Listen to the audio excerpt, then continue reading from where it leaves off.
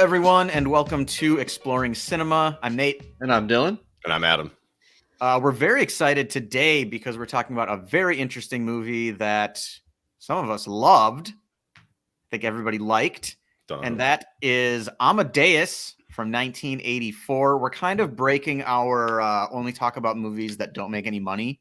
But don't worry, Dylan, I got something for you that I think will help alleviate some of that feeling and should help us maintain our hipster creds just a little bit. Okay, good. Yeah. I was worried there. I was going to say, we can pick a new movie and just stop this right now. Too many people have seen it. Yep. No interest whatsoever. Yep. So before we dive in, Adam, would you like to tell the people what Amadeus is about? Yes. Amadeus from 1984. The incredible story of genius musician Wolfgang Amadeus Mozart, told in flashback by his peer and secret rival Antonio Salieri, now confined to an insane asylum. Yeah. This was a movie for me that had been on my watch list for a really long time. My dad constantly brings it up as like one of the best movies ever made. And like, you know, as we've been going through this over the last 4 years or so, doing these movie reviews and discussions and whatnot, just every once in a while he'd be like, you got to watch Amadeus. Yeah. And he, you know, just enough to where it's never fully out of my mind. And we finally did. And I mean, before we get into the at a glance stuff, I'll just say that I really liked it. What do you guys think? I really liked it as well. I thought for being 3 hours and being about a classical composer, I thought it was one of the more interesting musical biopics I've ever seen. Yeah, I loved it. I grew up when I grew up, my mom was a piano teacher, so we always had people playing, famous scores and stuff in the house. And some old composers. Mozart was definitely one of them. So this kind of brought me back a little bit, and I really, really enjoyed it. So you're the one who loves it. I am. He's the one, everyone. We found him. Yes, identified. All right. At a glance, this is going to be a fun at a glance section because there's a lot to talk about here. Directed by Milos Forman, who also directed One Flew Over the Cuckoo's Nest, for which that won Best Picture and Best Director. God, that's a good movie. And he also won Best Director for Amadeus. Dang. Okay. So I know that. Milos just killing it in this like mid 70s to mid 80s stretch. Had a budget of $18 million and it made $90 million. Dylan, I'll let you kind of wrap your head around that a little bit. In 1984 money. Yeah, 1984 money, $90 million for Amadeus. 89% on Rotten Tomatoes, 8.4 on IMDb, and it comes in at number 75 on their top 250 list. 2 spots behind Old Boy, which we also did an episode on, so I thought that was worth noting.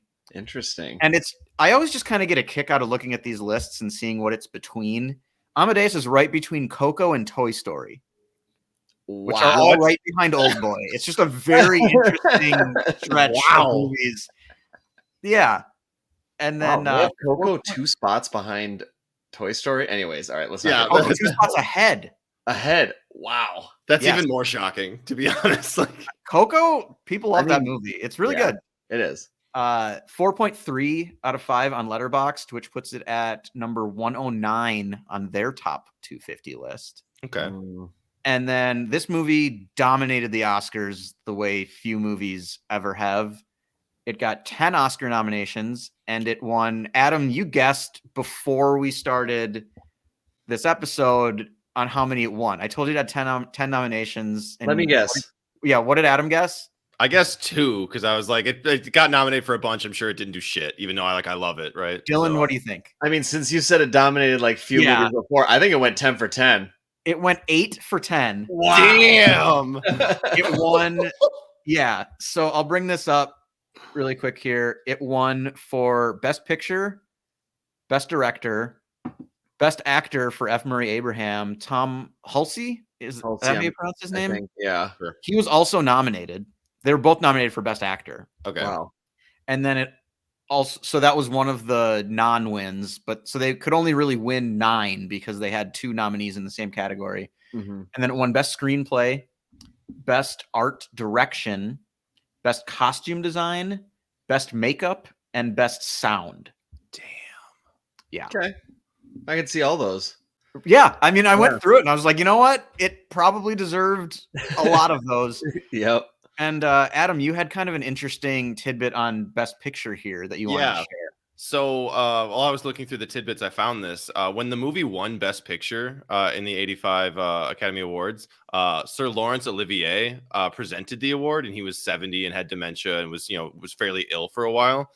So he walked up and he didn't read the nominees first. He walked up and just said Amadeus. And then like chaos ensued, basically. Like he just walked up and was like, they won. So nice. I mean, super famous guy, like super celebrated, and just to walk up and be like, you know what, we don't care about the other ones. It was Amadeus. We all knew it was coming. So which is interesting because I did find the other movies that were nominated that year, and this was back when there were only 5 Best Picture nominees. So Amadeus was the winner. The other nominees were The Killing Fields, A Passage to India, Places in the Heart, and A Soldier's Story. I haven't seen any of those other movies, and The Killing Fields is the only one that I'm even like remotely familiar with. Yeah, that's the one I've heard of. Wow. The rest of those feel like they just died and never even made it to the 90s. Yeah, I think so too. And maybe just, 1984, this is like big blockbuster action movie. I just felt like American audiences were maybe just focused or looking for other things that the Oscars didn't deem, Oscar worthy or artsy enough, you know what I'm saying? So it's like, these are the forgotten movies of the 80s that were actually really good, but everybody was too busy seeing Back to the Future to care about A Soldier's Story or whatever the hell. Right, or keeping it footloose. Yeah, exactly. Yeah. So Dylan, I actually have a little note here that I think you're going to enjoy. Amadeus is one of 5 Best Picture winners since 1982 to never appear in the weekend box office top 5. Oh, okay, good. Then we definitely keep our that's what I thought. Yeah, of the Best Picture winners, it's one of the least seen in the theater. Would you like to take any guesses at what the other 4 movies are, or would you just like me to list them? Ooh, wait. I mean, just list them. Just list them. So we're getting sidetracked here. Yeah. There's a lot to talk about already. So the other ones are The English Patient, The Hurt Locker, the Artist, and Birdman. Wow, all like 3 of those are super recent. Like, wow. The Artist. Yeah, I could totally. The Artist makes a lot of sense to me. Yes, it does. Yes, it does. Birdman sort of too, but that was pretty much all I had for at a glance. Adam, I think you had one other note that you wanted to add. You got another glance. Yeah, the last glance. He's still glancing. In 2019, the film was selected for preservation in the United States National Film Registry by the Library of Congress for being culturally, historically, or aesthetically significant. And I only say that because we've done a few movies that have won Best Picture, and this is the only one I found so far that has been saved by Congress as saying, this is definitely something that needs to be saved for future generations, which I thought was super cool. I mean, this is a hugely historically significant person. But yeah, loved the movie, and I'm very glad that it was done so. Yeah. All right. Before we get into our opening statements, want to remind everybody to like and subscribe. And subscribe if you want to hang out with us and talk about kind of older, interesting movies. We do about one of these a week. And we try to kind of bounce around decades and different styles of movies. We've done RoboCop, another movie from the 80s, which couldn't really be any different from Amadeus. Mentioned we did Old Boy. We went all the way back to the 50s and did Some Like It Hot. So kind of like to keep us on our toes, do a lot of different kinds of movies here, and kind of starting to lean into a little bit having sort of themes for a month.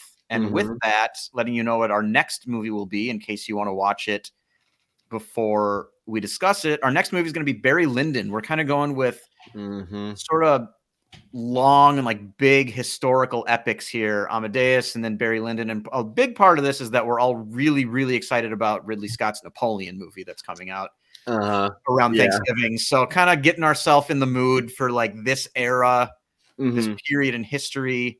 Yep. And just getting hyped for Napoleon and getting used to watching some really long movies. Yeah. And you know what? I think low key, I'm pretty excited to watch Barry Lyndon too. I am too. Kubrick fan, never seen it. Seems very different than a lot of his other movies. And I've heard nothing but great things from the cinephiles out there. So I'm ready. I'm excited for that. Same. All right, on to opening statements. And Adam, I would like to hear from you first today. Sure. I'm just so glad that they did this justice.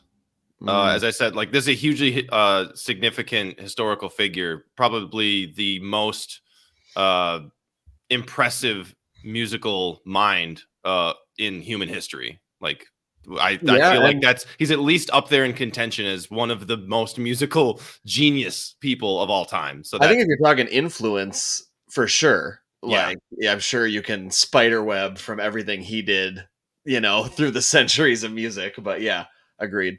Yeah. So it's hard to hate how good this movie is. For me, my opening statement is just that this is period piece heaven. Yeah. Like, all the details, they just absolutely nail. And because it's about a classical composer, it's just filled with music of the era as well. And it's just what it should be. Everything looks amazing. And when movies like this are good, I like when they're longer because it's fun to just kind of live in this world and see just day-to-day life. In addition to diving into the characters and the story, just kind of like looking at what Mozart's apartment looks like versus what the palace looks like versus what other people's apartments look like. Yeah. And just kind of watching them walk down the street and being like, oh yeah, they didn't have cars and he's got to go kind of a ways and he just has to walk, I guess.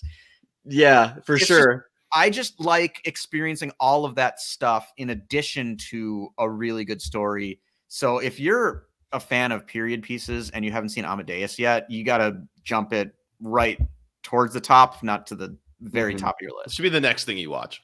If you are into music at all and you love like seeing composition and something like that, this is definitely a watch. You have to get to it. Yeah, to your point, Nate, even just the little detail of, he sneaks out one night near the end to go party with his friends.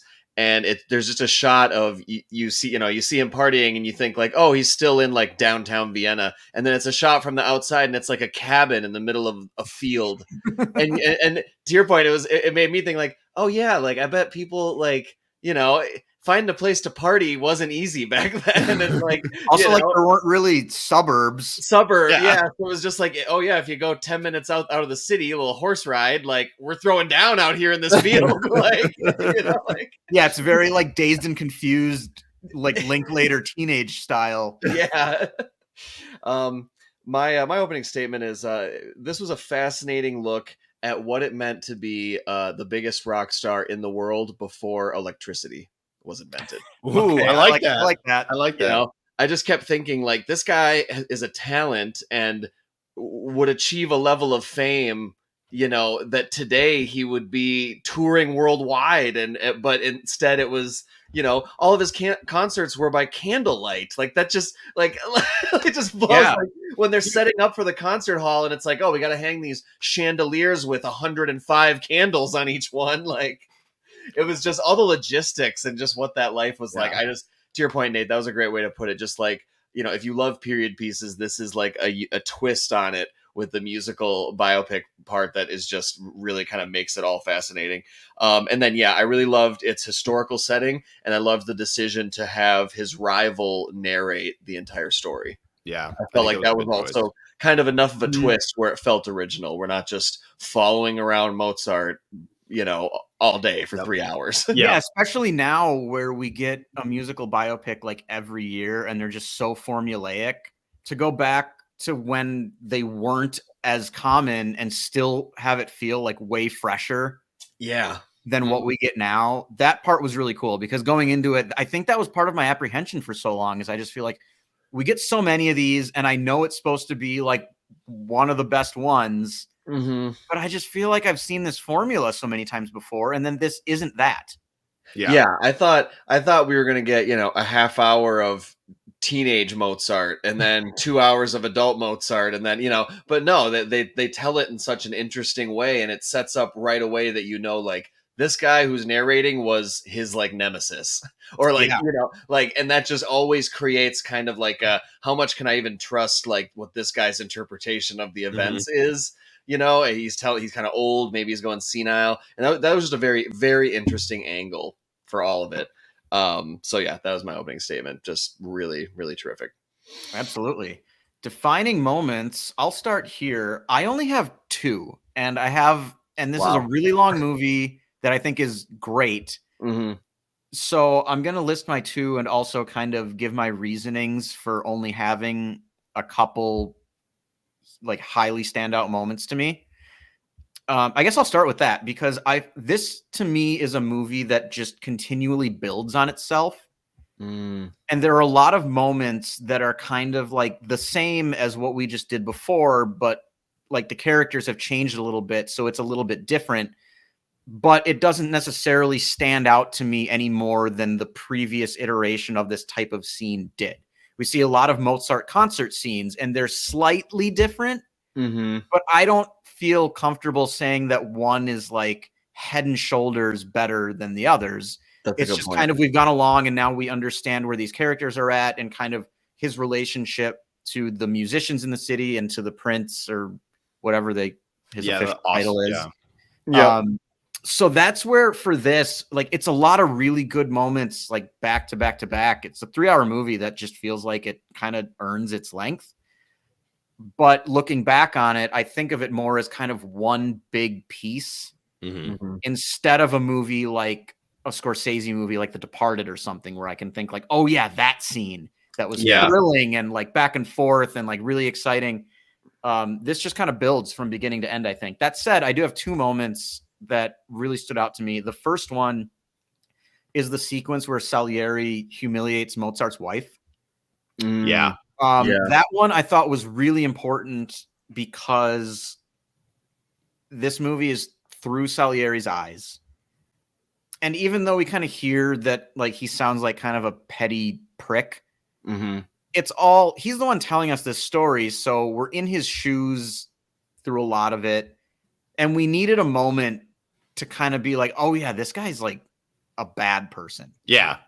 We needed the movie needed a moment to take us to that level with him. And I think this was just a wonderfully executed way to do it. To have him like, what his intentions are the entire time.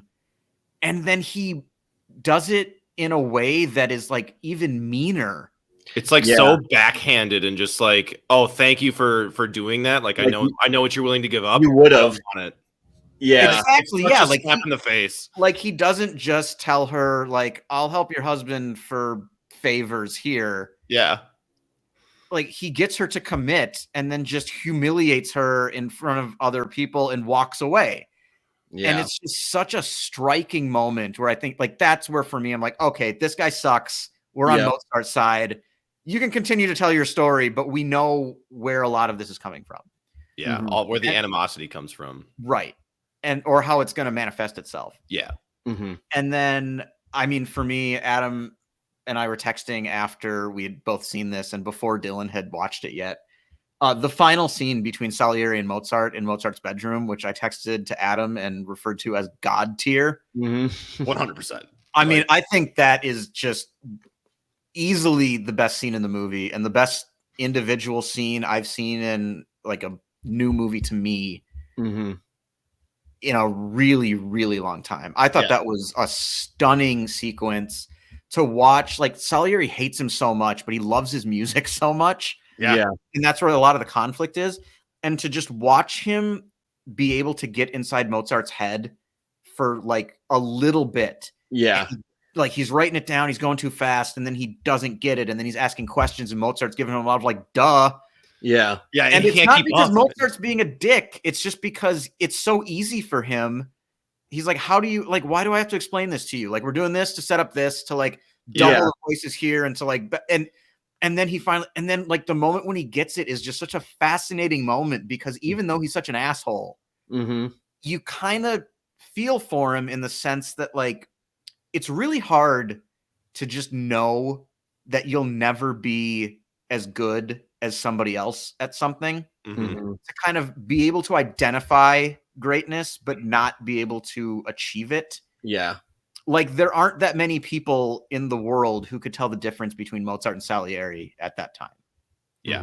And he was he might have been the only person. Those two in that room may have been the only two people who could tell the difference and just know that what Mozart was doing was just on a plane that was so much higher. Yeah. And it's got to be frustrating. And to see him kind of experience that moment and just watch him get into Mozart's head and like the excitement and just have that little taste. It's like, I mean, way smaller scale, but like I was a pretty good baseball player when I was younger. And they'd have these tryouts for the state all-star team starting when we were like 12 years old. Yeah. When we were like 15. And a couple times I went to that and I never made it because there were 15 guys who were just better than me. Yeah. But I always just thought it was an absolute blast to be on the field with that good of competition and just play or like I saw a 90-mile-an-hour fastball, one pitcher, 3 at-bats in my entire life. Yeah. And I still remember that because like it's just kind of at that peak or like it's another level that you just get to experience a little bit. And I think that scene just captures that feeling perfectly. 100%. Yeah. That's one of my scenes as well, and I wanted to share this kind of while we're talking about this. Mine too. I feel like it's just going to be the thing we talk about. There's a review on Letterboxd by somebody that says basically a superhero movie where no one understands or appreciates the hero's power, no one except the villain.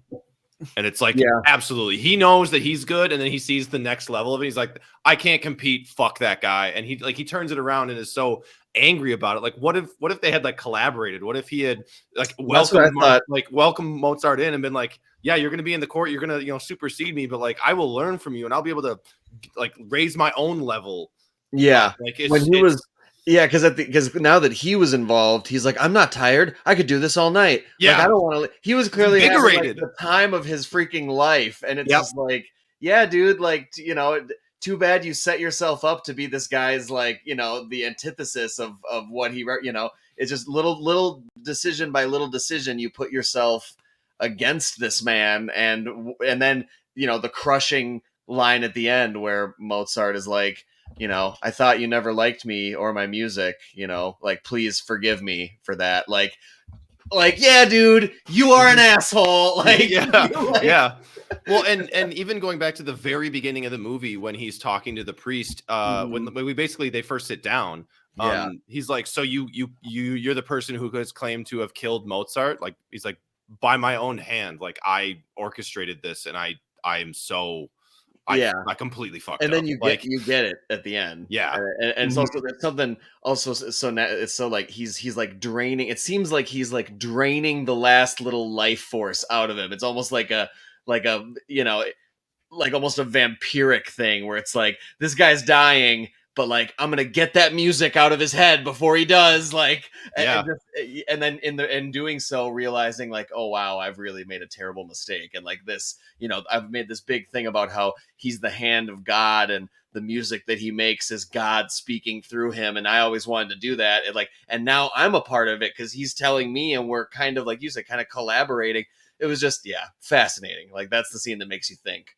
Like the day after, the week for after. A man so pious that who like you're saying was talking about, this is the music of God, and he just hated him the entire time. It's like, so jealous. If you truly are that pious, and he is so jealous that it ruins his piousness. Like, you should have warmed to that fire that is Mozart. Like, well, I have a quote here from Roger Ebert on this. Oh yeah, do it. I think fits with what we're talking about.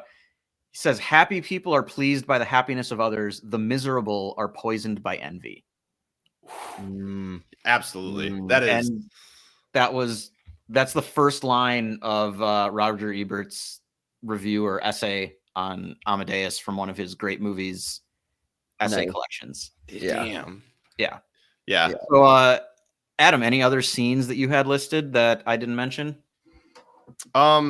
Honestly, I'm looking at my sheet here that I wrote down. Is it the whole movie? It could have been. I have a page of just notes. Of that was like you with Donnie Darko. Things that I noticed. Just run through them quick. Yeah, I actually don't have any scenes. I forgot to write scenes down. So I just have comments everywhere, but I couldn't pick out a scene. So like obviously the last one, and then Yeah. like you Okay. said, the embarrassment scene. But Yeah, I'll run through mine quick. I mean, I agree, Nate, that I feel like all of the performance scenes are almost their own thing. Like it'd be difficult for me to pick one in particular, but I loved them and I thought they were very well executed. Totally agree. It totally allowed you to feel the power, you know, and what he was doing, and like, and also just the little details of what it took to put on a big concert back then, and you know who would show up, and you know the weird parts about it's like you know you see it that'll show an inferior, you know, it'll show Salieri or some other conductor, and the crowd is packed behind them, and then like as the movie goes on, it'll show one of Mozart's and there's like almost nobody there. And it's because only the elites would go. And so if they didn't like him, they didn't go. And then he's like, oh God, I guess I have to do concerts for the common people now if I want a packed house. And it's just like so bizarre. Didn't get it. Yeah, they don't get it. Too many notes. Too many notes. Well, and once Salieri has like kind of sullied his name is like, oh well, that I didn't think it was that good. Well, then the king or the emperor, I believe it is, of Austria goes like, oh, okay, I'm only going to go to like one show, or I yawned during a performance. Oh, that indicates to the rest of the aristocracy, oh, it's probably not that good. We don't need to go see more shows. It's like it's all signaling to the rest of the elites that like, well, this is good, but like it's not that good. Yeah, you know what I mean. And that's going to ruin this whole thing. Yeah, the other scene was meeting the king. When he first meets him, he's playing the piano. It's awkward. Just it clearly lays out like the is power. That the one where he edits Salieri's little thing that he wrote? That would have been my third one if I was going to add one more. Yes, because we get that. We just get the setup of all of these dividing lines between who has the power and the structure underneath. In that one scene, we get like all of it. We get like, and you know, and then at the end, how he kind of, you know, insults him, you know, insults Salieri. We see the seeds of the evil, and just, I thought that was really well done. It just showed Mozart kind of stepping on toes, not fully understanding where the lines were. Even just the part when he's going to follow that guy into the room and the guards are like, ching, and they like stop him. That was a really good detail. I forgot that was really funny when he tells them to bring Mozart in like slowly so that he can learn the piece a little bit. Yeah. And the guy in front of him just will not walk faster. Yeah. he's like behind him. Mozart is so excited and he's like ready to kind of jog in, and the guy like is just so methodically taking very slow steps. That was really amusing. And then the last one was I liked the rehearsal dancing with no music. I just thought that was that was funny, and it was just kind of interesting. I'd never seen that before. So yeah, those are. So I do have one because I read a note that I have. The scene where his wife brings in his whole portfolio of stuff, and it's all like none of it. He realizes that none of it. It's all originals. Yeah. There's no scuff marks. Everything is perfect from the get go. Yes, that scene. And as he's reading it and you see his eyes like darting all over the page, like just seeing the majesty in it, being like, he's just freaking out. And you see like a twitch on his face. You see his eyes everywhere. And he is just like flabbergasted. Like the acting of that scene from him is phenomenal. And and then he does that the rest of the movie. But he's completely flabbergasted and blown away that like somebody is this good the first time. And he can tell right away. And he's just like, I'm the only person who knows how good this truly is, and it's so angering. Like, No, I like that you brought that up too. That's another really good moment. Questions. I guess now we can take a moment if anybody would like to identify an Amadeus they have in their lives. So that was my question: is have you ever been guilty of or jealous enough that you want to ruin someone's life? Like, I don't think so. I don't think I've gotten to that point. I've definitely had moments where I've felt like I'm putting so much more effort in than this person is. And like looking back, I can admit like they were just better than I was, and it's frustrating. But I think we've probably all had moments where I just thought like, screw this person. Yeah. For doing like, I'm trying so much harder, which should mean that I'm better or that I will be. And it's just so easy for them. Yeah, that's a tough one. No, I don't think, not to devote my whole life to stopping them at every turn. I don't think that's a whole nother level. Yeah. It's really just when I listen to the Big Picture movie podcast. Oh, yeah. And realize that the three of us will never God damn them. amount. I actually do feel that sometimes when I read like a really good movie review, Yeah. I'm just like, Jesus, this person, I'm never going to be able to have that kind of an insight on anything. Yeah. And then articulate it that well as well. You're like, oh, great. That's exactly what I wanted to say. Katie Walsh or something, and just be like, I should just give up now. Yeah. Yep. My dreams are garbage. I'll quit. Yeah. Anybody else have anything? I have two questions. One, Mozart or Taylor Swift? ? That's funny. Taylor Swift is a tall woman, and that goes a long way. But Mozart is just better. So it's got to be Taylor Swift. No? I feel like that is like the modern equivalent of like how big of a star he was or would have been, or like now, Mozart's dropping another concerto. Like, we got to get to theater.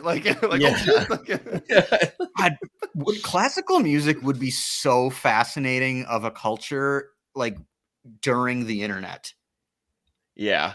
I understand that, but like if Mozart existed at like now and like classical music was still big the thing. Yeah. That would just be such an interesting dynamic.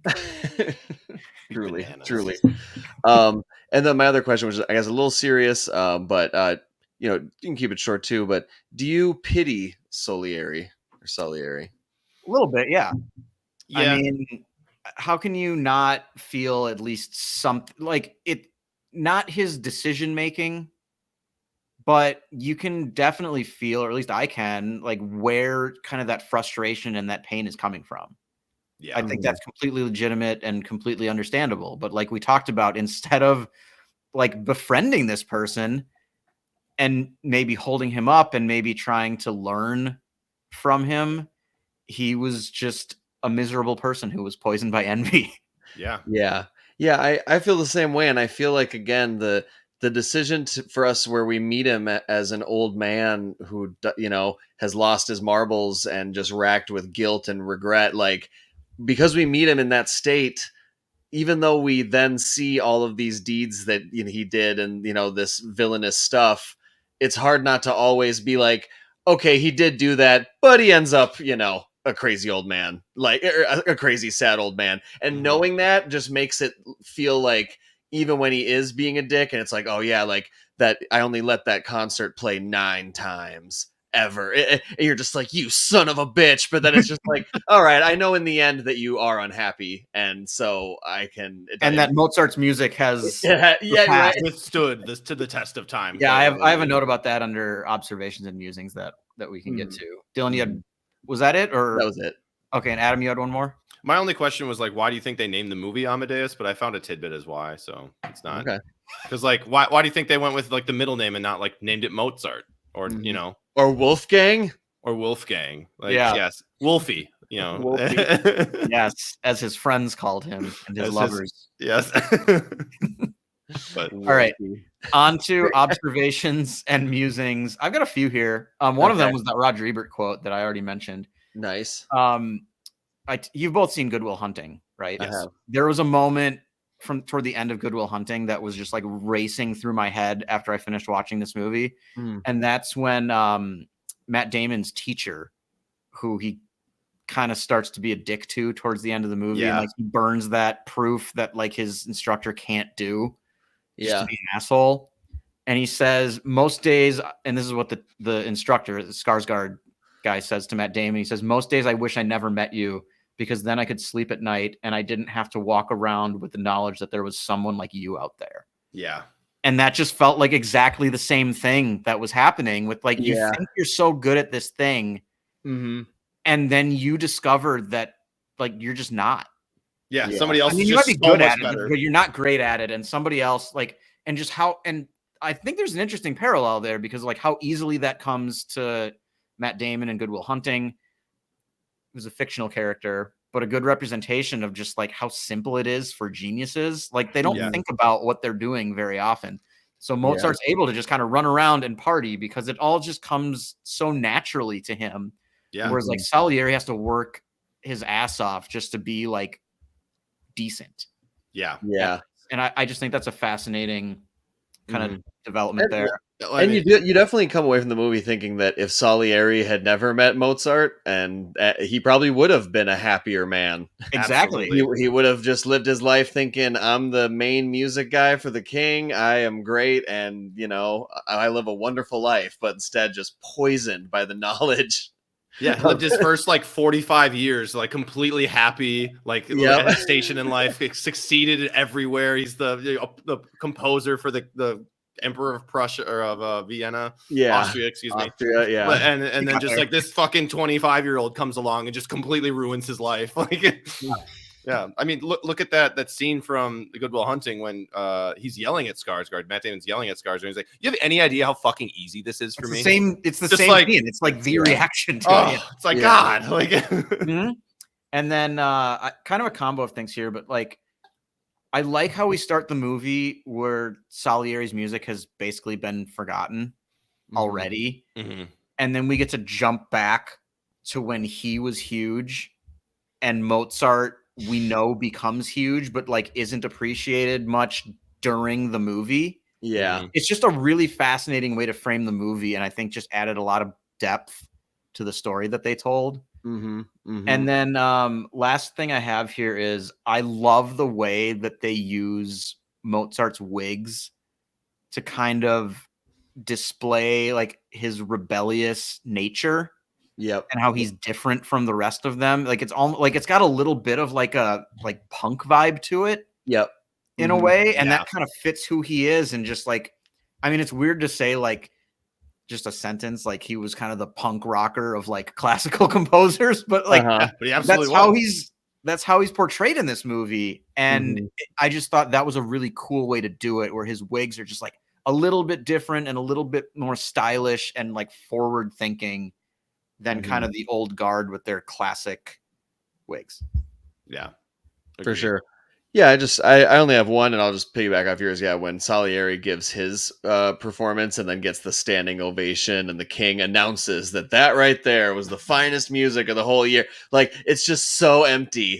Everyone in the audience knows, nope, no, he's not he doesn't deserve it. I think a lot of people in the audience probably agreed with that, though, which is part of the story where in our audience. The viewer, the movie. Yes, because we've also already seen a Mozart show. Yeah, so we've already seen one, so we can even tell. And so to watch someone get a standing ovation, the main character of the movie, a villain in the movie, get a standing ovation that's just so empty, it just had this weird vibe to it.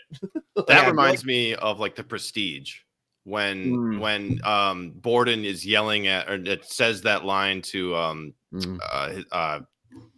Hugh Jackman's character, and he's like, "Do you like taking your bows from underneath the stage? It's you up there, but it's not you. You didn't earn this. It's hollow. It's just an absolute hollow victory for you. And how does that make you feel?" Yeah. Nice. That's it. Because also, we know at that moment that Salieri knows that that's probably bullshit too, which is the most. Yep. Yeah. And then that's why I love that coming after he's seen a Mozart show. Because if it came before, then he could have been naive. Well, he could believe it in the moment, but we know that at that moment, he's the only person in that entire theater who knows that that's not true. Yeah. Yeah. And then my other observation was just that laugh. Oh my God. Oh yeah.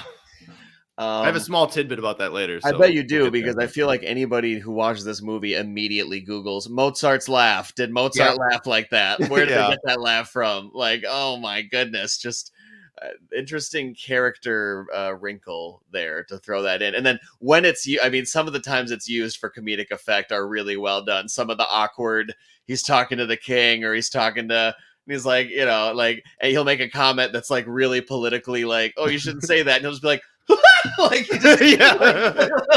to break the tension. Yeah, it's really well done. Adam? I had only a few. The one I talked about, the command of Abraham's command of his face, Salieri's command of his face, and all that. And just I love how good Salieri is as a person, and I love how bad of a person he is. The duality of being super jealous, but also being like a fairly accomplished musician and composer. Like what he's able to perform, what he's able to do is good. It's good music, but the depths he sinks to just because of that jealousy is so. He's just such an interesting character. Almost not more interesting than Mozart because Mozart's this genius, but I like that they were able to play off of that so well. So just a lot of. I mean, we just talked about the wigs and talked about some of that. I'll get into more some tidbits that kind of will represent some of that. But let's do it. Yeah, we can dive into the tidbits right now. Sure. All right. So we'll start with this one. Throughout the entire film, all of the German that is spoken, so even in the operas, is translated to English. All of the Italian is left as Italian. So this was done to help viewers better immerse themselves in the time that it was for the classical era of Austria. So like you're just seen as like your main characters. Italian is still kind of seen as this like foreign language, foreign entity. The movie was shot without the use of light bulbs or other modern lighting devices. So the film was shot with natural light, and in order to get the proper, look inside in some of the like bedrooms and stuff like that, they covered windows with tracing paper. So, but they used candles. Nothing was electrical in this, which was wild for light. We're gonna get an even more extreme version of that when we talk about Barry Lyndon in a week or so. Okay, from what I've heard. Okay. Tom Hulse, or the guy who plays Mozart, said he based Mozart's distinctive and obnoxious laugh on a very famous director that he worked with, who laughed in an identical manner. As of 2016, he has refused to name that director. So can I add something to this a little bit? Absolutely. I don't have the name of this director or anything because he hasn't named it, but maybe you have this too. But he also listed, he said he used John McEnroe. Yes, I saw that. As inspiration when trying to kind of understand someone who was really good at something who looked like they wouldn't be. Okay, yeah. Which is just such a funny thing to say about John McEnroe, who's just like notoriously one of the most hot-tempered people in like sports history. And he does kind of look like a guy who would just like work at a hardware store. Right. Yeah, he does. Just an unassuming guy. You don't look athletic.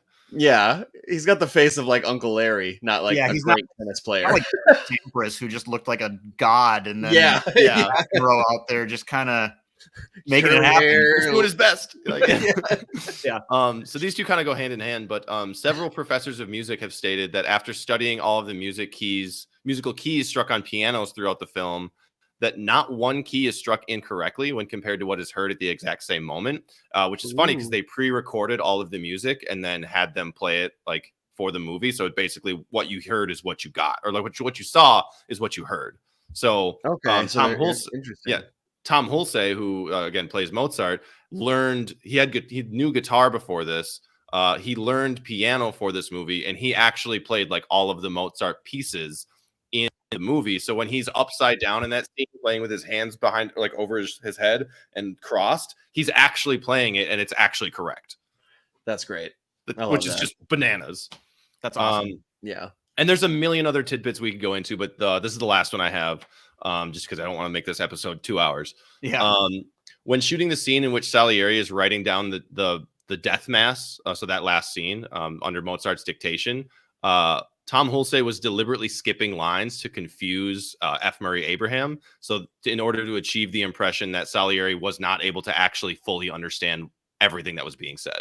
Love it. That makes that even better. Like, that's fantastic. He's basically just like improvising and fucking with him and being like, so this is gonna work. Like, yeah, that's awesome. I do have one more that I wanted to add, just because Tom Hulse is somebody who hasn't been in like a bunch of stuff that people have seen. I mean, he hasn't been in like a crazy amount of movies or anything.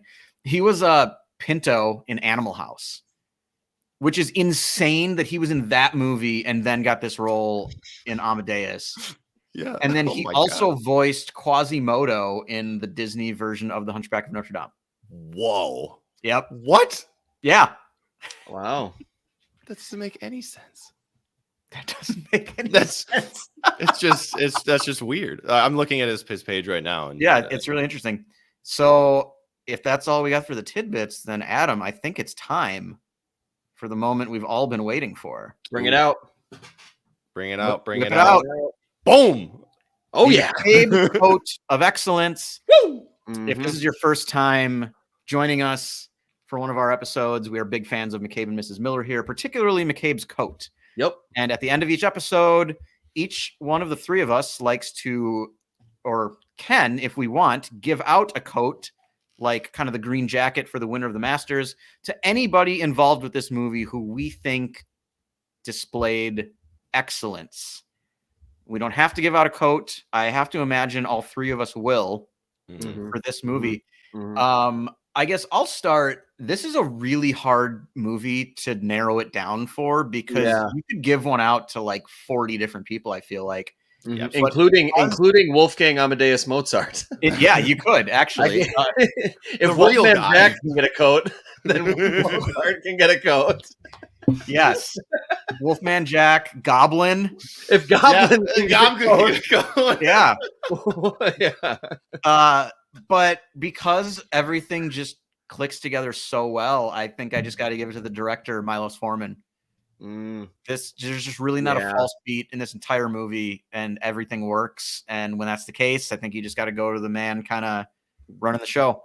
Yeah, God, that's a good point.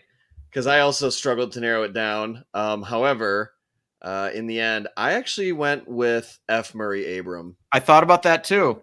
I just think Salieri finally has his moment. Right? Yeah. I mean, he just crushed that role as an old man, as a young man, as a jealous guy, as a popular guy on top of the world. He's doing so much in that. And the fact that he can emerge from the movie, you know, he can be the main character in a movie about Mozart, and we aren't walking away thinking, God, there wasn't enough Mozart. Why was there so much that Salieri guy?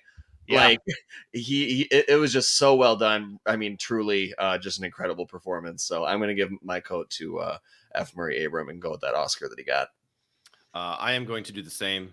As we talked, or as I mentioned, like the command he has of just his face and the muscles in his face and how he's two coats for F. Murray Abraham.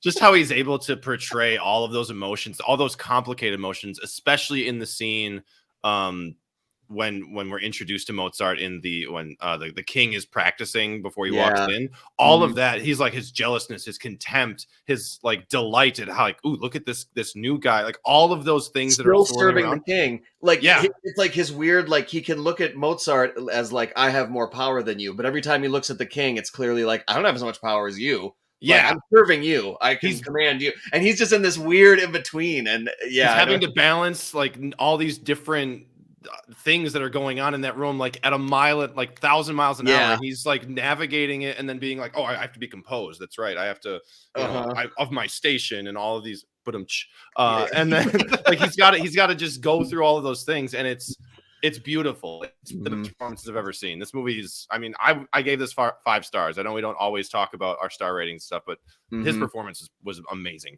to me. Yeah, well earned. I can't disagree with that at all. He would have probably been my second choice, but then you got the guy who plays Mozart. Tom Hulsey was great too, doing his own thing on it, portraying Mozart as this young, kind of wild, vivacious genius, misunderstood genius, and like he's a kind of punk rock, kind of anti the system. Like, he brought a lot to it. It's not just Daniel Day-Lewis as Amadeus Mozart, you know? Right?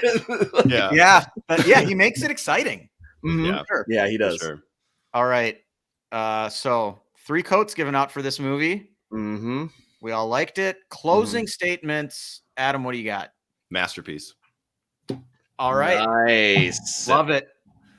Love that closing statement. I can keep mine short too. One of my favorite musical biopics of all time for me. Yeah. It's mine is just going to be that this definitely lived up to the hype my dad had given it. And I will absolutely be watching this again. Hell yeah. Yeah, for sure. Hell yeah. All right. Well, this is a fun episode. Absolutely. Reminder, Barry Lyndon next. So very excited for that. And whose turn is it to put a wrap on the show? I've got it. The one who loves it. Aha. Okay. Take it away.